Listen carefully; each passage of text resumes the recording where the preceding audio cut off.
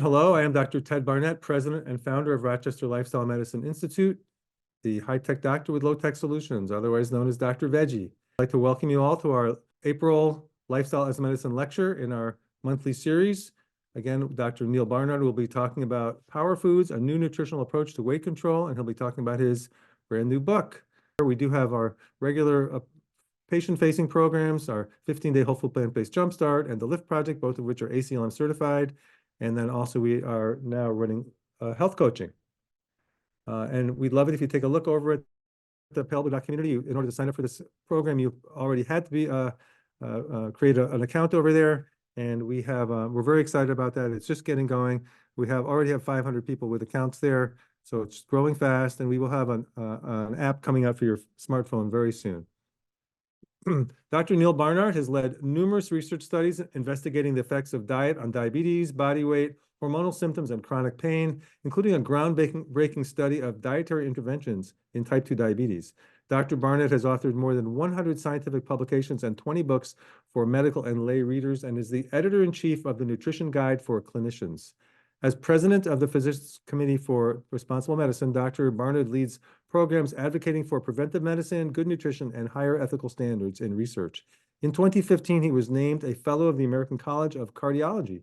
In 2016, he founded the Barnard Medical Center in Washington, D.C. as a model for making nutrition a routine part of all medical care. He is a member of the House of Delegates of the American Medical Association. Working with the Medical Society of the District of Columbia and the American Medical Association, Dr. Barnard has authored key resolutions, now part of AMA policy, calling for a new focus on prevention and nutrition in federal policies and in medical practice. In 2018, he received the Medical Society of the District of Columbia's Distinguished Service Award. He has hosted 4 PBS television programs on nutrition and health. We're so glad to have Dr. Barnard here. Welcome, Dr. Barnard. Dr. Barnett, it's great to be with you today. Oh, thank you so much. Well, thank you again. It's good to be with you again and to talk to my friends in Rochester and elsewhere around the country. I'd like to talk about a new approach to weight control that I call Power Foods. And the idea isn't so much what we're going to leave out of the diet, but the things that we're going to emphasize and bring back into the diet. And the old approach to weight control that unfortunately is still prevalent in some places today is you got to starve the weight off. Get your calorie chart, get your food scale. Well, bit by bit, that has been falling away, and people have turned to the approach of looking more at dietary patterns, the overall quality of the diet. That's good. However, and the whole idea is more plants, less animals, so less chicken, more chickpeas. Good. However, we have really been able to also quantify benefits of different kinds of dietary patterns, and you may well be familiar with this. The Adventist Health Study 2 looked at the body mass index of 5 different dietary groups. Now, Adventists in general are a researcher's dream. You've got a large group of health conscious, non-smoking teetotalers for the most part, many of whom follow a vegetarian diet. And what they discovered in 2009 in the Adventist Health Study 2 is that meat eaters, non-vegetarians, had a body mass index of 28.8, and semi-vegetarians next to it. That meant you ate meat, but less than once per week. Then pesco-vegetarians, fish, but no other meat, were a little bit slimmer. Lacto-ovo-vegetarians, a little slimmer still. And then once in a while, I'll run into somebody who says, well, I'm pretty much vegetarian, but I do have milk, and I have eggs, and I have fish, and chicken. And those are the lacto-ovo-pesco-polo vegetarians. Just kidding, not vegetarians at all. But the one group that's in the healthy body mass index range as a group is the people following totally plant-based diets, vegan diets. And that difference, if you calculated it out for a person who's 5'9" tall, that's about a 35-pound difference between the non-vegetarian and the vegan. That said, not all foods are created equal. For example, a potato, is that the same as potato chips? No. Is white bread the same as whole grain bread? No, they're not. The whole grain bread has all that fiber. Okay. Olive oil, is it the same as coconut oil? Well, yes, in one way. They both have 9 calories in every gram. They're both going to slow down weight loss. However, the olive oil is 14% saturated fat. The coconut oil is 83% saturated fat. Okay, so the point is certain foods are much better for weight loss than other foods. Let's dig in. These are the power foods. The power foods tame the appetite. They can trap calories so you can't absorb them. And they can boost your metabolism so you're burning calories faster. I want to walk through these. This is the blueberry. This is a whole bunch of blueberries. And back in 2015, researchers at Harvard did an interesting study. They looked at if you ate more of certain foods, people lost weight. They tracked more than 100,000 people, and as the years went by, they discovered that if you ate more of certain foods, you would lose more weight as time went on. Now, that's the opposite of what people think. If I'm going to eat more of anything, I'm going to gain weight. It's not what they found. If certain foods became more and more a part of your diet, you lost more and more weight. And the number one food group that caused weight loss, or seemed to, was the berry. Blueberries, but not just blueberries, also strawberries, raspberries, blackberries, and even berries in muffins, as long as you're not throwing a tablespoon of butter into that muffin. So berries were the number one group. The number two group was cruciferous vegetables. You're already familiar with them because they're cancer fighters. Broccoli, of course, cauliflower, Brussels sprouts, the whole group. Group number three was green leafy vegetables. That could be spinach, it could be salad greens, anything in the green leafy vegetable group, not just the cruciferous vegetables, but green leafies in general. Number four was the melon group. Cantaloupe, watermelon. The more people increased their consumption of these, the more weight they lost. Number five was citrus fruits. And the curious thing about this was it wasn't just an orange or a cantaloupe, but even orange juice counted. The reason I mention that is that people say, well, juice, you shouldn't have juice. You should have the whole fruit. Maybe so, but in the Harvard study, juice counted just like the whole fruit, and this was all associated with weight loss. And group number six, the humble bean, legumes, beans, peas, lentils. In whatever form you could eat them, whether it was black bean soup or in a burrito or you name it. So back to the berry. What is it about berries that might cause weight loss? Well, the first thing you notice is they're blue. And that blue color comes from anthocyanins. These are powerful antioxidants that make the berries blue. But they're not just in blueberries. There are also red anthocyanins that make strawberries red. And in the autumn, the leaves get their different colors from different varieties of anthocyanins. Don't eat the leaves, but the strawberries, the blueberries, fine. And 2 years after the Harvard study found that the berries were the most strongly associated group with weight loss, researchers in the UK did an amazing thing, and they published their findings in the American Journal of Clinical Nutrition. They brought in 2,734 identical twins. This is part of the Twins UK registry. And everybody got a DEXA scan. You lie on the table, the scan goes over your body, it tells you how much body fat you have in the different parts of your body. And what they discovered was that the twin with the highest anthocyanin intake had less body fat overall, and specifically 9% less abdominal fat compared with her genetically identical sister. So you're taking the genes out of it, but still somehow these dietary changes cause or seem to cause or are associated with different diet, a different amount of body fat. So they also discovered it wasn't just blueberries, strawberries, raspberries, even the red blush on a pear, that's anthocyanins, grapes, they all seem to have this effect. Now, it's an association. You could say it's not the anthocyanins at all. That's maybe just a marker for foods that are high in fiber, high in low glycemic index carbohydrate. These could all be true. However, anthocyanins do seem to have a helpful effect on the metabolism, increasing the metabolism and promoting calorie burn. Okay, but it's not just berries. What if I take a stick of cinnamon? Cinnamon contains an aldehyde chemical. It's a natural chemical in the cinnamon plant makes it. And researchers, being not very creative people, let's face it, Researchers wear bow ties. They named it cinnamaldehyde. And the cinnamaldehyde increases metabolism. Here's the way it works. You have a receptor in your gut wall called the TRPA1 receptor, and you ingest cinnamon, and the cinnamaldehyde goes down your digestive tract and attaches to that receptor. And once it does, it triggers the release of adrenaline in the bloodstream, which increases your metabolism. Now, the effect is subtle. You're not going to really notice it from your cinnamon toast or cinnamon on your oatmeal, but it's real.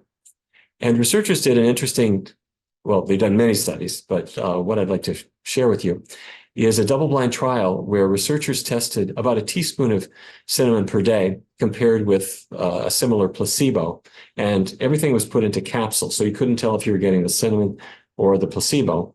And they brought in 116 volunteers, gave them 3 grams of cinnamon, that's a teaspoon, all as capsules, and over 16 weeks, they lost about 7.5 pounds. Okay, that's more than I would have expected, although a teaspoon of cinnamon a day is more than what virtually anybody ever eats. Although if you actually try it, it's quite simple to add it to your oatmeal or cereal or whatever the case may be. But let me share with you a meta-analysis on cinnamon and the body mass index. And the 0 line that you see at the middle, the solid line, if the study result is on that line, that means nothing happened. But if the result is to the left, that means you're seeing some degree of weight loss. And you see some degree of weight loss in virtually every study. And you see the net result here is a statistically significant reduction in body weight. So, by the way, it's not just cinnamon and blueberries. The capsaicinoids that make hot peppers hot seem to reduce the appetite a little bit, but more importantly, increase calorie burning speed. And you may have actually experienced this. You're at the Mexican restaurant, have a few too many jalapeno slices on your burrito, and you start to break out into a sweat. Researchers have actually measured body temperature and found that the capsaicinoids, whether they are fresh or pickled, will actually trigger thermogenesis. So all that means is you are not storing calories, you are liberating them as body heat. So I worked with Dustin Harder, terrific recipe developer, and Lindsay S. Nixon, another terrific recipe developer.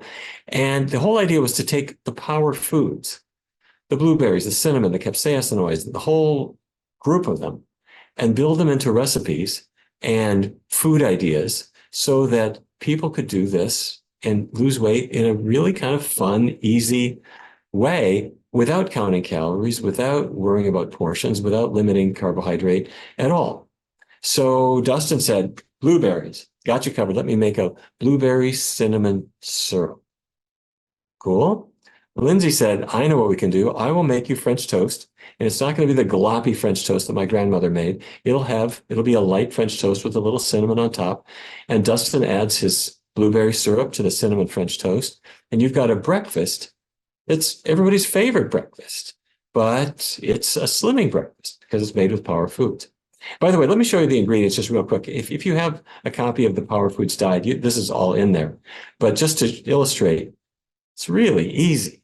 Just very few ingredients, very simple. And that was one of the things we wanted to do with all 120 plus recipes, is make them really kind of simple, relatively few ingredients, very quick to cook.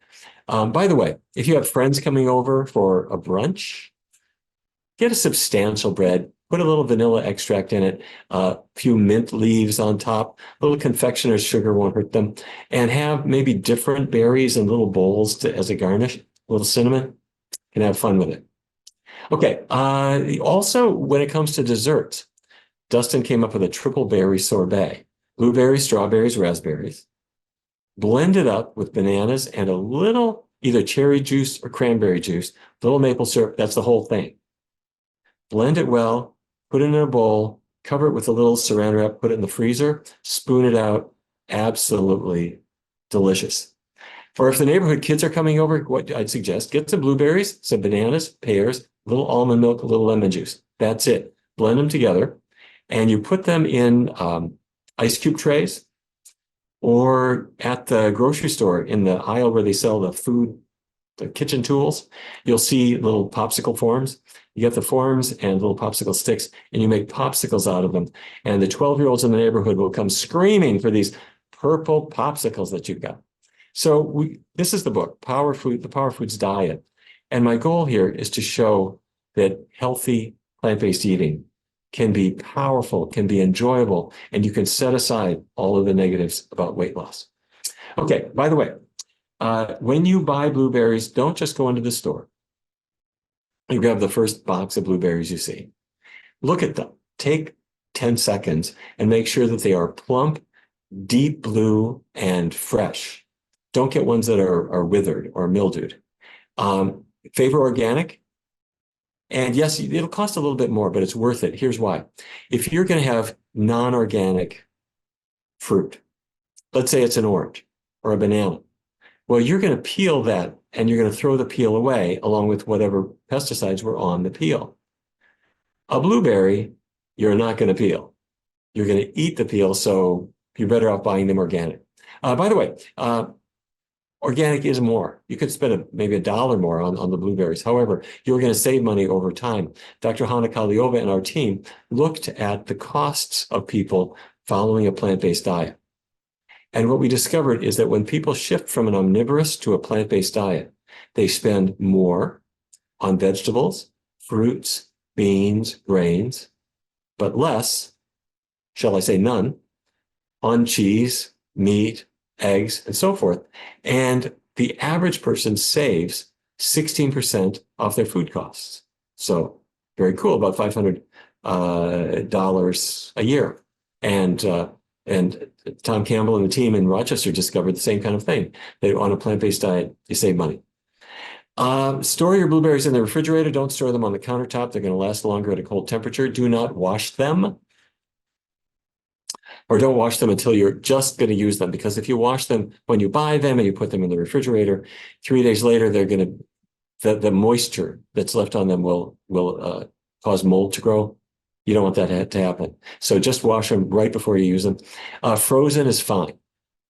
By the way, don't add the butter to the top because that's going to destroy the benefit. When you buy cinnamon, don't go to the store and buy the first cinnamon you see. It's probably not actual cinnamon.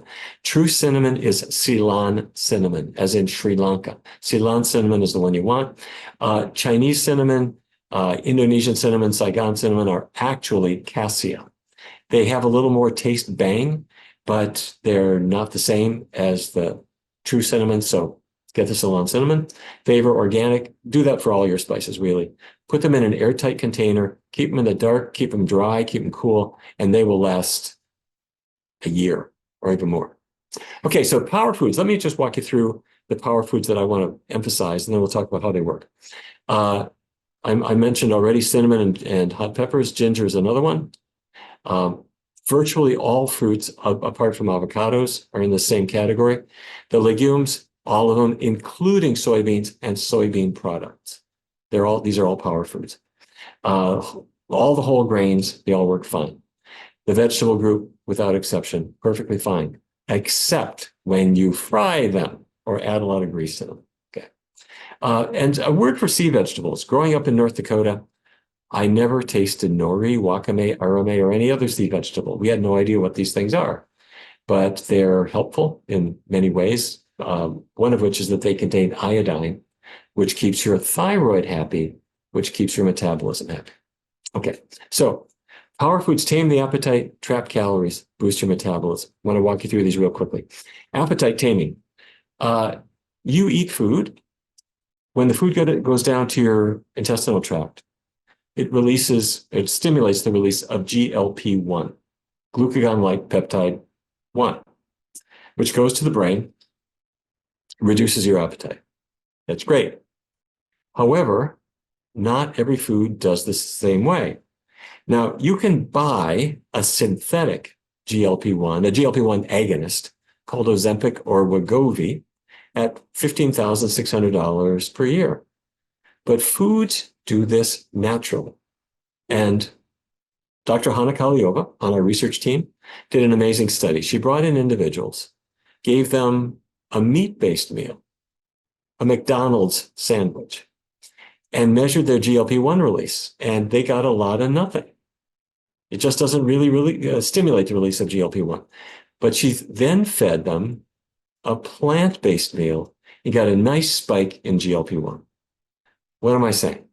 What I'm saying is that your intestinal tract is looking for certain constituents of the food in order to trigger the release of GLP-1, which goes to the brain to turn down your appetite.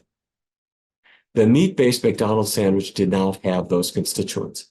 It seems that complex carbohydrates and fiber are the main things that will trigger the GLP-1. It may also have to do with the quality of whatever fat is in it. Saturated fat, not good. Polyunsaturated fats, better. So the point is that if we feed our bodies animal-based foods, you will eventually fill up because you'll feel stomach stretch. You'll get to the point of pain. You'll stop eating. But your body has appetite control mechanisms that can be invoked much earlier before the point of stomach pain. And it relies on GLP-1. To do that, you need high fiber, high complex carbs. Okay, make sense? All right, the other thing, a real no-brainer with regard to appetite control is how many calories are there in a gram of fat? You know this already, 9. Carbohydrate, 4. Fiber, maybe 0 to 2. If I want to turn down my appetite sooner with a smaller caloric intake, have foods that are high in fiber, high in complex carbohydrates with minimal fat. If I want to pack in a whole lot of calories without my appetite getting shut down, take in a huge amount of fat. You can eat lots of fat without your appetite turning off. So our team did a study where we compared a Mediterranean diet to a low-fat vegan diet. A low-fat vegan diet means no animal products, and you're not adding oils and oily foods to it. A Mediterranean diet means basically a diet inspired by foods eaten in southern Italy in the 1950s. And it means more plants than your average American might eat, more fruits, more vegetables, but it still includes fish, chicken, some meat, some dairy, some eggs, some oil. And so what you're thinking is, wait a minute, you said it's got oil, it's got animal fat in it, that's got a lot of extra calories. Okay, let's not get ahead of ourselves, but you're thinking right. We brought in 62 people who wanted to lose weight. Half of them were asked to go Mediterranean, the other half went vegan. After 16 weeks, everybody switched to the opposite diet. Let me show you what we found. With regard to weight, the group that started the Mediterranean diet, they were excited. They thought, this sounds so indulgent. I'm in a research study. I'm going to lose weight. Oh, this is great. Except they didn't really lose very much weight on the Mediterranean diet. The people on the vegan diet, they lost weight really quickly. After 16 weeks, they stopped. Then 4 weeks later, they switched. And the Mediterranean group now went vegan, and suddenly the weight loss kicked in big time. The vegan group going Mediterranean, suddenly they were gaining weight. They were regaining the weight they lost. And I have to say, they almost just rebelled and said, I don't want to be in this research study anymore. They had lost their taste for chicken wings and oily foods. They didn't want cheese. And for scientific purposes, we said, please do the Mediterranean diet. They hated it because they gained back weight eating foods they didn't really want anymore. So the vegan diet is good for about 6 kilogram weight loss over 16 weeks. That's about 13 pounds. The Mediterranean diet, a wash, really no significant weight loss. So the point is to tackle or to tame the appetite. What I want to do is have foods high in fiber, high in complex carbohydrates. They're naturally modest in calories, but they also trigger GLP-1 release. All right, second feature, calorie trapping. When you eat high fiber foods, the fiber breaks apart in your digestive tract. It becomes like a million tiny sponges that soak up unabsorbed calories. Calories you haven't absorbed yet, and they carry them out with the waste. And you flush them down the toilet. That's right. Your high fiber foods carry calories out of your body. What are the high fiber foods? They're foods from plants. No wild-caught salmon has no fiber. No, eggs don't have any fiber. Fruits, grains, legumes, vegetables have plenty of fiber. So researchers at Tufts University did an interesting study. They brought in a group of individuals, 90 people, and they asked half of them to eat white bread, white rice. The fiber's been removed. The other half ate whole grain bread, whole grain rice, brown rice, where the fiber is still intact. And what they discovered is over a 6-week period that you could trap calories, and some of the calories were actually burned as they were on their way out of the body, and for a total loss of about 100 calories per day that you were not turning to body fat. And high fiber foods are terrific.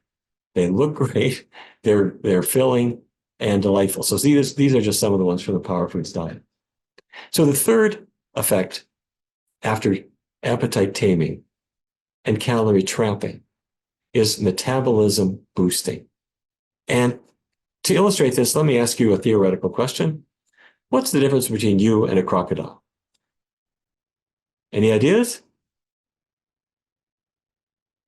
Now, she looks rather serene, doesn't she? But I'm sure if you think about it, you'll come up with a difference between the two of you. The difference is she can't make body heat.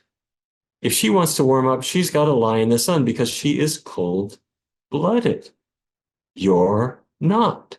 You are warm-blooded, which means you can turn food into body heat. This is the process of thermogenesis. A lizard doesn't have it, but you do. And so after you eat a meal, thermogenesis kicks in. So some of the nutrients, as they're being absorbed, some of the calories are released as body heat.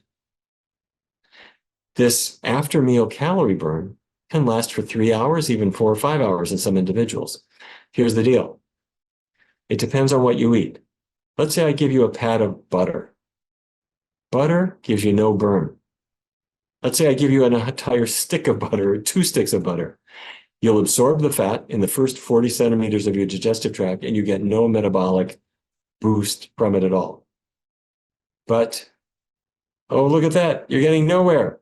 But there are foods that do cause a metabolic burn. Let me illustrate. We brought in 64 overweight women. We randomly assigned them to either a low-fat vegan diet or a conventional diet drawn from the National Cholesterol Education Program. It was a 14-week trial, and we asked everybody to not change their exercise patterns at all, so we could isolate the effective diet. And our research participants randomized to the vegan diet at first were terrified because we were going to make them eat pancakes and oatmeal and fruit and toast and chili and linguine, and they were going to gain 1,000 pounds, they imagined, because they had done Atkins and South Beach and all these diets that made them fear carbohydrate. In fact, about the 3rd or 4th week of the trial, somebody discovered that Twizzlers are vegan. It's true. That isn't what we were thinking about when we designed the study, but our research participants discovered these things, and the only rules were no animal products, keep oils really low. Well, nutrient intake was interesting.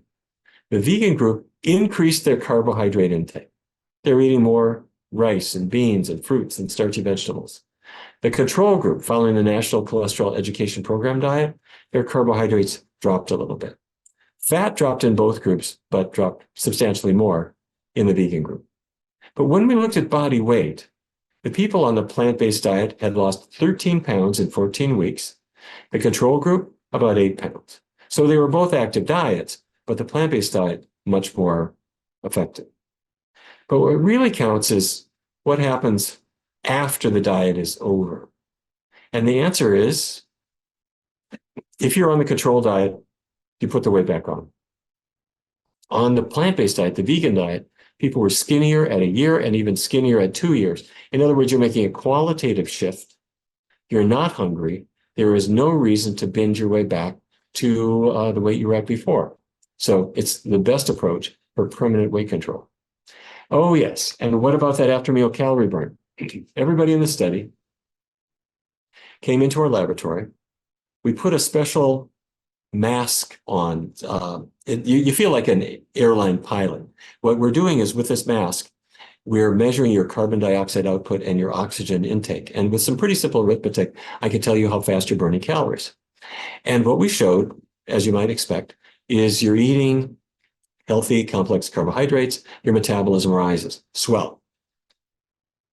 14 weeks later, after being on the vegan diet for a little over 3 months, Everybody came back into the laboratory, sat in the same chair, put on the very same mask, and had the very same test meal. Their metabolism was not the same. Their metabolism was 15% higher than it was before. What I'm getting at is your after meal calorie burn is not dictated solely by what you're eating in that meal. It also is dictated by what you have been eating in the weeks up to this particular meal. And if you're getting the fat out of your diet, the fat tends to come out of your muscle cells and liver cells. What I'm speaking of is microscopic fat particles, intramyocellular lipid and hepatocellular lipid. And as you deplete the fat in those cells, your glucose can enter the cell much more rapidly. The cell is more insulin sensitive, and you become correspondingly a better calorie burning machine. That's why you get slimmer and slimmer and slimmer, and your metabolism is boosted up. This is good for a couple of hundred calories per day. We first found this in 2005. We repeated the study in about 2020 and found the same thing in a much larger group of people. Okay? So I can make really nice foods. I can make wild blueberry muffins and overnight oats and all kinds of things. So working with Dustin and Lindsay, we created recipes. And the whole idea was to have them be simple, easy, a few elegant ones for when you've got neighbors over, and a lot of convenient ones for people who say, I'm never going to cook. Just show me which can of split pea soup to open up. Stephanie lives in Chicago area. And she started gaining weight as a child and said, I was the chubby one in class. And as time went on, she really started to feel like, although she had to diet, it wasn't really working for her. She tried every diet you can imagine, and the weight just didn't really come off. And she and her husband both had weight issues, and they tried to get the whole family to get involved. And with Weight Watchers, they took this picture to try to show their success on Weight Watchers. Well, it wasn't quite the success that she wanted. As fate would have it, her adolescent daughter said, Mom, I'm going to go vegan for ethical reasons. And Stephanie said, I'm not sure that that's a good idea. She consulted the pediatrician, and the pediatrician was also worried. Where are you going to get your protein? But as time went on, her daughter didn't waste away. She didn't lose her energy. She didn't become sick. It was kind of the opposite. She was getting healthier. And Stephanie said, maybe this is a good thing. And she did the greatest thing that a mom can do and said, I'm going to support you. I'm going to do the diet with you. Not only that, I'm going to talk the whole family into the possibility of doing this healthy vegan diet together, because her family needed some help. Here was her son, a little bit overweight. So they all jumped in. If they had moments of doubt, Stephanie talked them through it. They went shopping, they shared food preparation. And as time went on, that weight that they thought was somehow genetic started to melt away. And she got out the family photo album, and she found the pictures that they had taken. And she said, let's get ourselves into those same spots and see how we look for comparison. This is before, and there they are after. And here they are before, and they got onto the balcony or onto their porch, got in the same spots, and there they are after. The point being that no matter who you are or what age you are, this is a really good way to go for everybody. This is Shanae. Shanae is from Kansas City. And when she was 9 or 10, she started gaining weight, and her mother got worried about her. And her mother was worried because she herself had weight issues. And when Shanae was 12, her mother said, you have to come to me to the weight control program that I'm in. They went together, and as a 12-year-old girl, she learned about calorie counting, weighing food, things that don't make any sense to a 12-year-old. And she was put on medications to try to tame her appetite. None of these things really worked. And as time went on, she gained more and more weight, eventually being more than 100 pounds overweight. She learned about the approach that you will learn about in the Power Foods diet, put it to work, not starving, not limiting carbohydrate or any of that stuff, but using the foods that love you back. And she ended up losing weight and losing weight and losing weight. And as she lost this unwanted weight, she gained something. And that was the confidence that she had given up years earlier. She decided, I like how I feel. I like how I look now. This is what I want to do. And she stuck with this healthy approach, but she did one other thing, and that's that she shared it with her mother. So the mother who was worried about her but hadn't found the answer now could get Shanae's help in conquering her own problem. So there are foods that slow weight loss. You know them: meat, dairy products, eggs, oils, a lot of fat in these foods, and unfortunately no fiber. And nuts and seeds and avocados, you can make a case for the healthfulness of these foods in certain ways. But if you're trying to conquer diabetes or a weight problem or any kind of hormonal issue, I would encourage you to set these foods aside or keep them really to a minimum because they're very dense in calories. So all of these foods, yes, they're very dense in fat, including things like Chinook salmon, Atlantic salmon. Even if it's wild caught and you bought it in Whole Foods, Atlantic salmon is 40% fat, Chinook is about 52% fat. Pizza, yes, 70% fat. If it were any worse, the cheese would be Vaseline. And your average American consumes 70,000 calories worth of cheese every single year. You don't need any other explanation for the weight gain that we've seen in recent years. So potatoes, potato chips, the difference, the oil, the salt, but especially the oil, that's where the calories are hidden. The potato itself, an innocent bystander. Potatoes can be a power food. The last thing I just want to mention, you may know of Steve Loam. He may have talked to this group. I hope he has. If you haven't heard of him, I'd like to just tell you a little bit about Steve's story. Steve's a cardiologist. And a couple of years ago, he was in a race in Monterey Bay, California, 13-mile, half marathon. And he's running along doing okay, but right in front of him, he sees a runner collapse. It's on the ground, and Steve runs over and tries to find a pulse, and there is no pulse. This man is dead. He says, who's got a phone? Call 911. He needs an ambulance.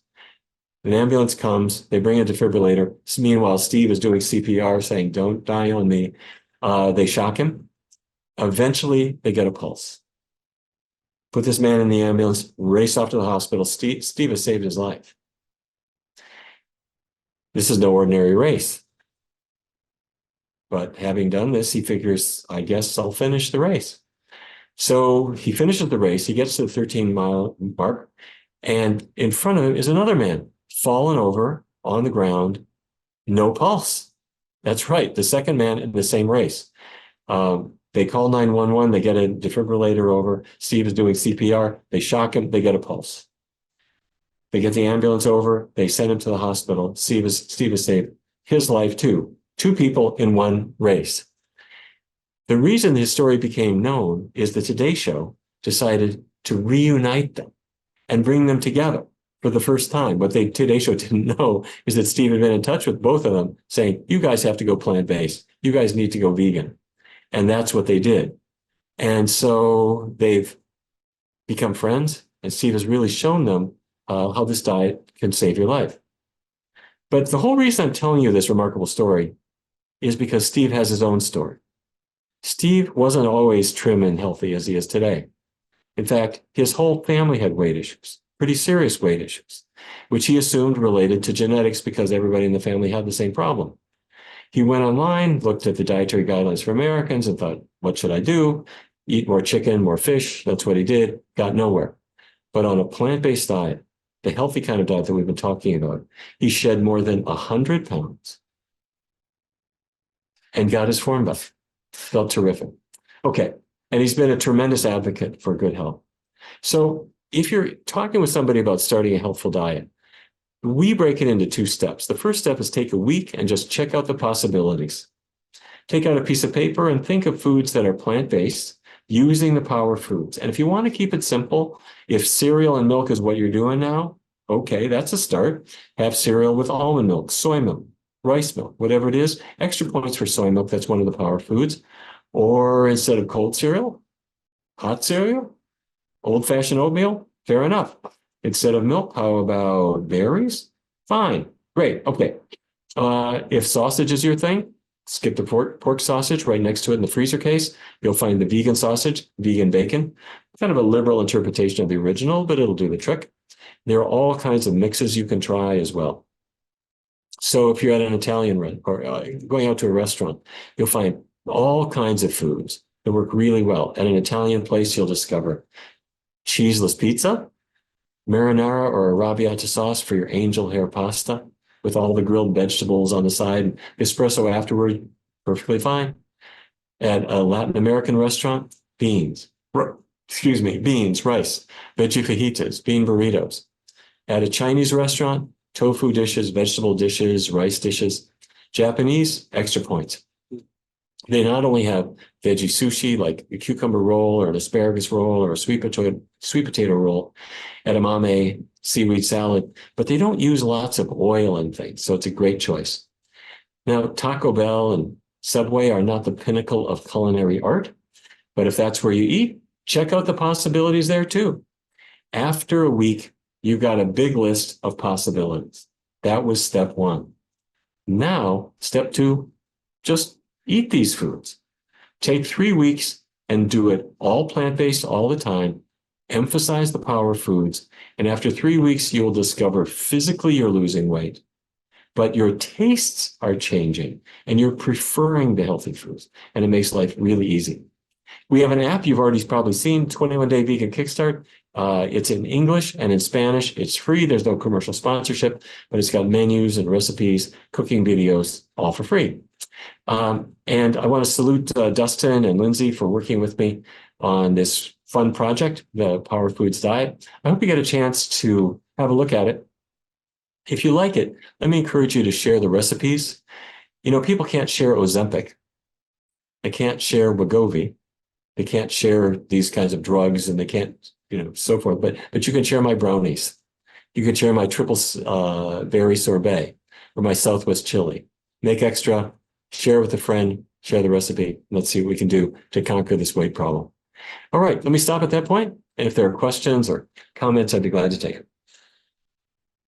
Wow, fantastic, Dr. Barnard. A tour de force, I would say. And just to answer a couple of questions that came up in the chat, and let's have the question was, will there be a recording? Yes, there will be a recording available. Those of you who have registered for this program, in probably 2 or 3 days, you will receive an email with a link.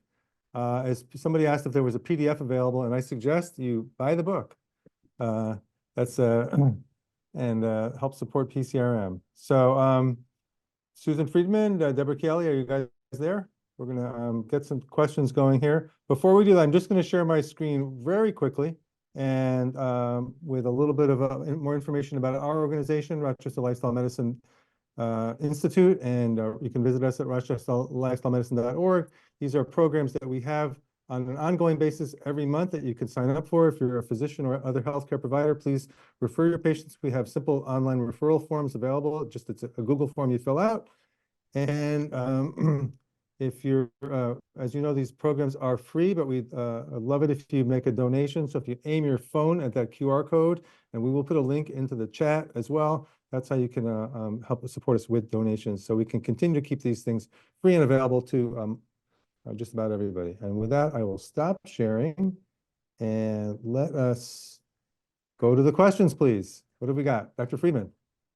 Oh, there's lots of questions here. So a question from somebody who is pre-diabetic and also trying to lose weight. Is there a limit to how much fruit, especially oranges and grapes, that a person can or should be eating in a day? Great question. And first of all, let me say that if a person has diabetes or weight problems, the diet that I just described is the diet of choice. You want to get away from all animal products. You want to keep added oils to a minimum. And oily foods in general, you'll want to avoid because the cause of the type 2 diabetes is the accumulation of microscopic fat particles in your muscle and liver cells.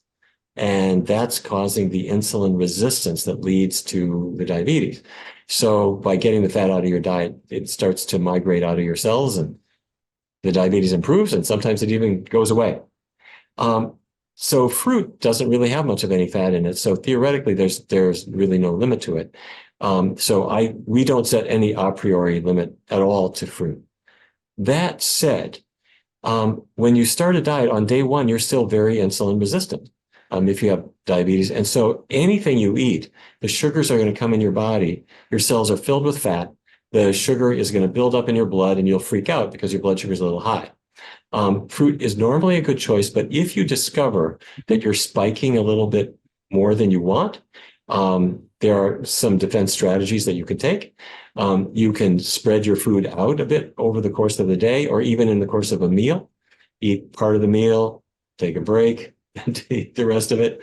You can go for a walk after a meal. Exercising muscles just pull glucose out of the blood really quickly. And if a certain food spikes your blood sugar, you could set that aside and come back to it later. But there's no theoretical limit to fruit. Yeah, I just want to throw something in that I often say, which is that, we have a diabetes epidemic in this country and in the world.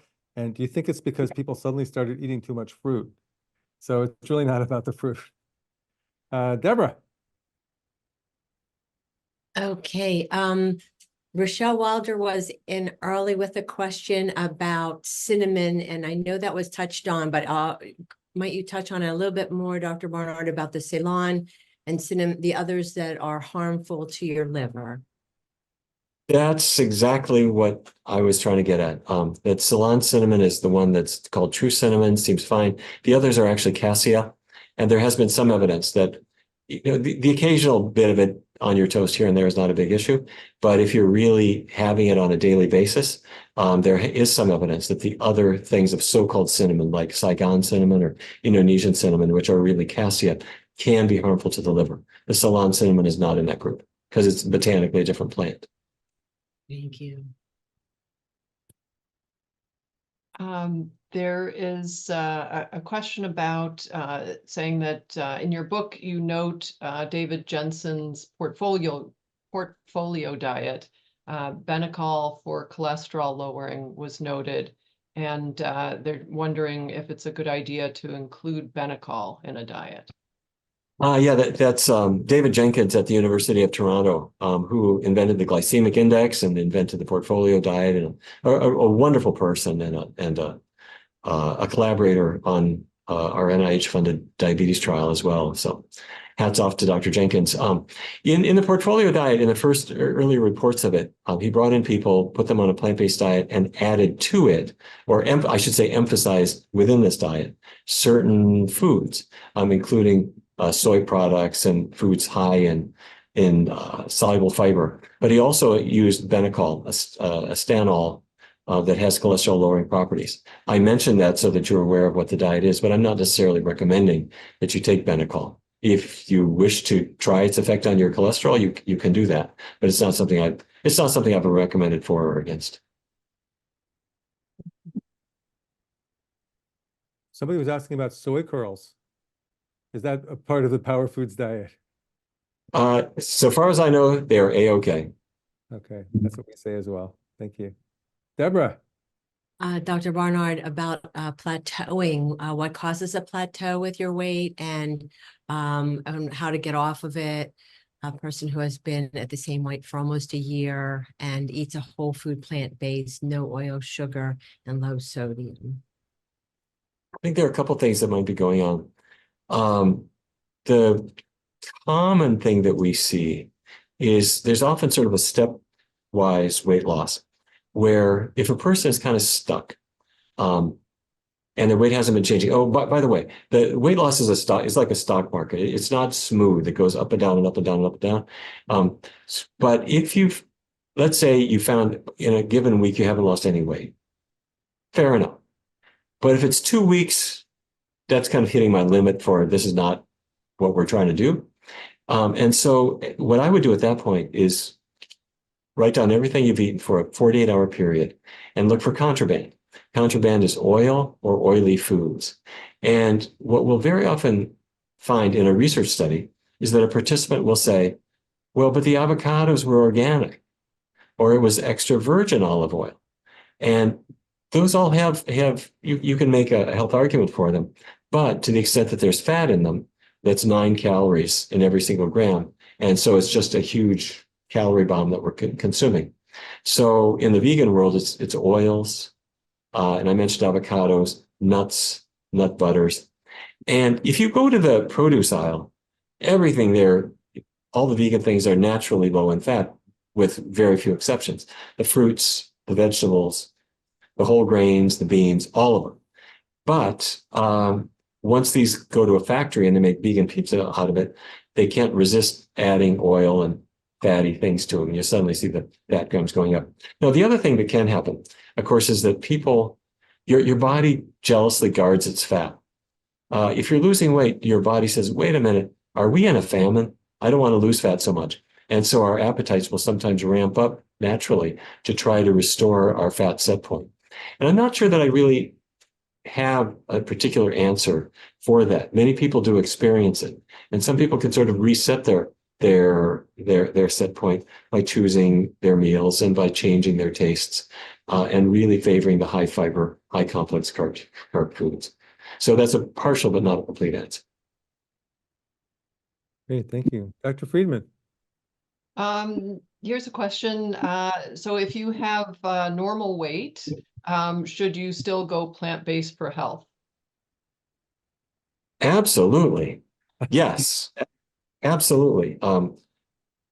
The cause of death of normal weight people in the United States is cardiovascular disease, followed by cancer. And a plant-based diet avoids the antecedents to both of those. So yes, plus all the other good reasons for being on a plant-based diet. Yes.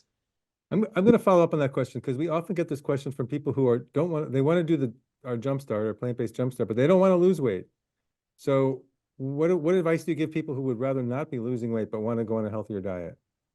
Okay. A healthy diet is, in my view, is deriving its nutrients from plants and without adding lots of oils to it. And if you're already at a healthy body weight, you're really not going to lose a substantial amount of weight by going on a vegan diet. Now, so you might lose a little bit here and there, but you're not going to you're not going to become gaunt. Now, different people have different views about what a healthy weight is, and to identify what a healthy weight is, I don't think it's a bad thing to look even at BMI. The body mass index has been criticized to a degree, but it's a good general guideline. So if you go online and you put in your height and weight into a BMI calculator and it comes out between 8.5 and 25, fair enough. You know, you're at a weight where it's not going to be associated with bad health outcomes. Right. There's actually one more question here that I really would love you to talk about, which is Paul Leon says muscle growth / maintenance is often mentioned for long-term health. How much protein should be consumed to help grow muscle? What you need is not protein, but iron. Iron in your hand, in a weight, at the gym. Muscles respond to exercise, and you're already getting more than enough protein to build muscle. Great answer. Love it. Thank you. Deborah. Okay. So many good ones, and we'll run out of time here. How about the idea of the bananas with the fruit? I know I heard on Dr. Greger's talking about the reducing that, so that may be what that's related to. Are you talking about bananas neutralizing the anthocyanins that are in the blueberries? I believe so, yes. Yeah, that may be true. But I want to go back to what we were mentioning earlier. First of all, blueberries and bananas go together so well, I have to say. You can combine blueberries and strawberries or a mango and some bananas. They go together so great. But some killjoy decided to see, are the bananas going to somehow interfere with the anthocyanins? And they found that, yeah, it seemed like they kind of neutralized them. But that raises the question, which is, does it matter? And we honestly don't know. Now, you may wish to decide, I'm going to eat them at separate times. I'm going to have my bananas at one time a day and my blueberries at another time a day. You can do that if you wish. Another possibility is that we have to figure out how the anthocyanins work. It could be that they're even working in the gut. Some people have said, you don't really have to absorb them because they're modifying, how they work is they're modifying your gut microbiome. They're working in other ways prior to absorption, and it really doesn't matter at all. I don't know the answer to that, and I don't know that anyone does. So that's kind of where we are. I love it. That's great. Thanks. Somebody asked, what is the problem with fat-free plain dairy yogurt? Well, let's start down our list. Let's say it came out of a cow as milk and somebody added bacterial cultures to it to turn it into yogurt. And along the way, they stripped out all the fat. Getting rid of the fat was a really good idea because it's mostly saturated fat, not good. What's left? The number one nutrient in the fat-free yogurt is actually the same as the number one nutrient in the full-fat yogurt, and that is sugar.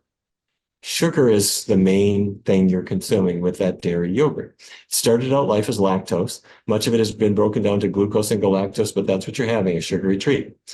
Then along with it is some dairy protein that has health issues of its own.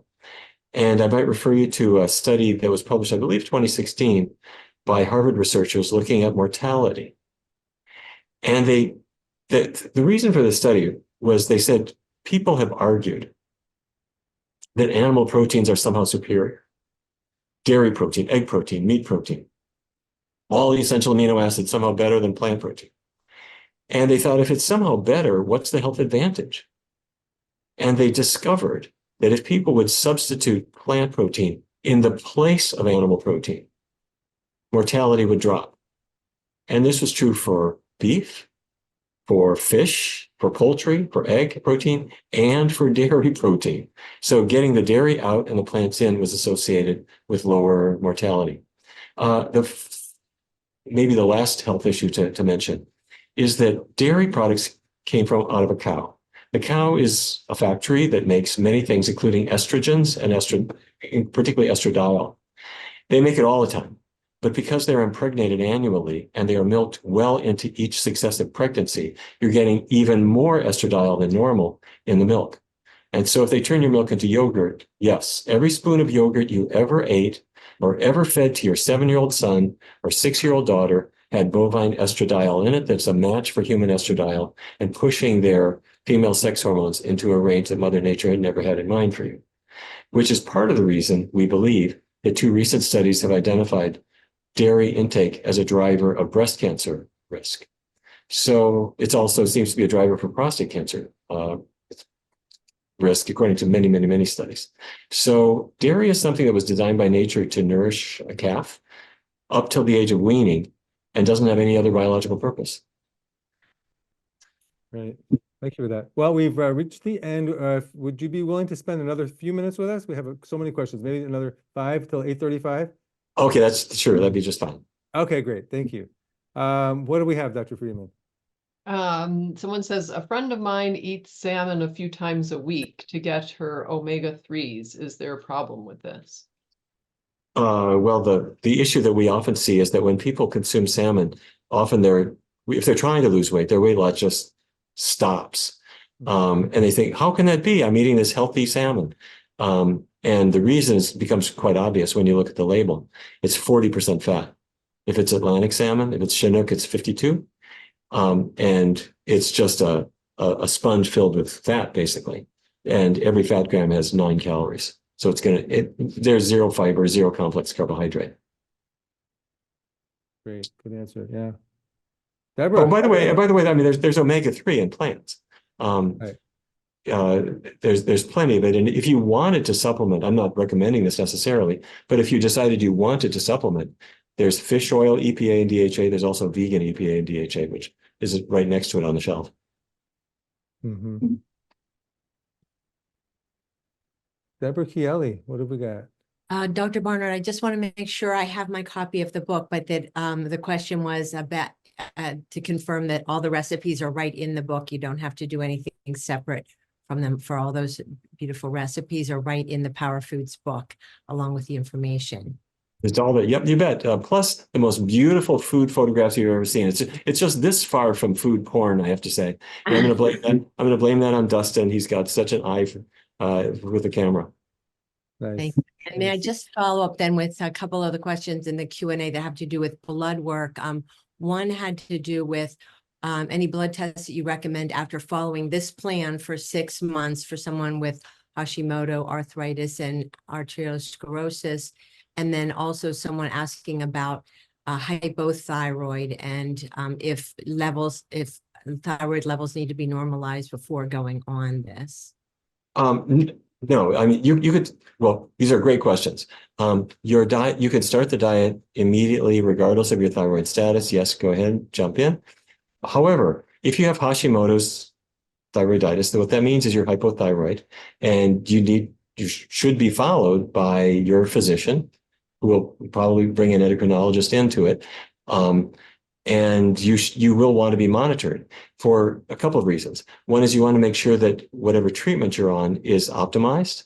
And secondly, there are some people, there's never, to my knowledge, been a randomized trial of the use of a vegan diet in the case as a treatment for hypothyroidism, but there have been a lot of individuals who have done it and found that their thyroid status improves dramatically. And this resonates with data from the Adventist Health Study, where the vegans are the group at the lowest risk of both hypo and hyperthyroidism, which means that if you're going on this healthy diet, and if you're taking thyroid supplementation, make sure that your doctor knows you're going to do the diet and monitors you, because you may be getting better on your own.